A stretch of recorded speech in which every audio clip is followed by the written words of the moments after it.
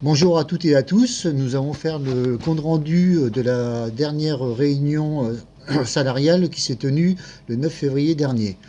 Dans un premier temps, la direction nous présente un projet d'accord dans lequel il est indiqué qu'elle a fait beaucoup d'efforts en 2020 dans le cadre de la crise sanitaire, à disposition, prise en charge du chômage partiel, prise en charge des salariés mis à disposition, mise en place du matériel, masques, gel, etc., comme si les salariés étaient responsables en fait de la crise sanitaire.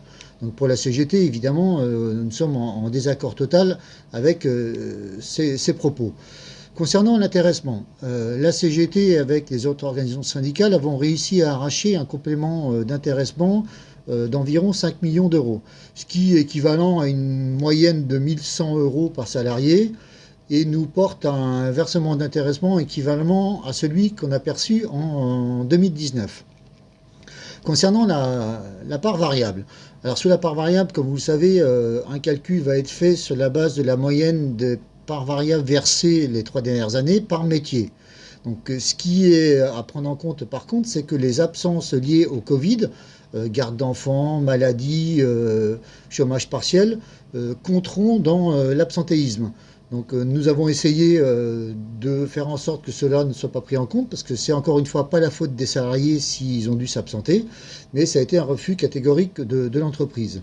Bon, il faut savoir quand même que malgré cette crise sanitaire, l'entreprise se porte même très bien dans la mesure où le PNB de 2020 est supérieur, légèrement supérieur, on va dire, à celui de 2019.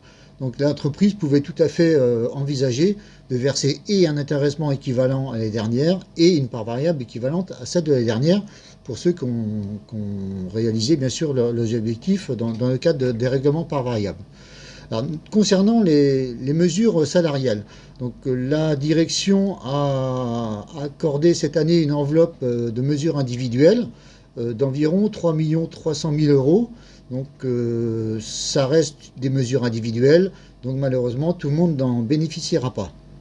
Concernant la prime Covid, c'est une fin de non-recevoir pour les raisons que je vous ai indiquées préalablement.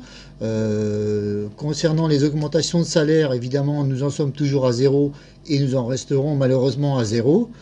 La CGT avait également porté la revendication d'une indemnité logement en Ile-de-France de 150 euros mensuels, fin de non-recevoir.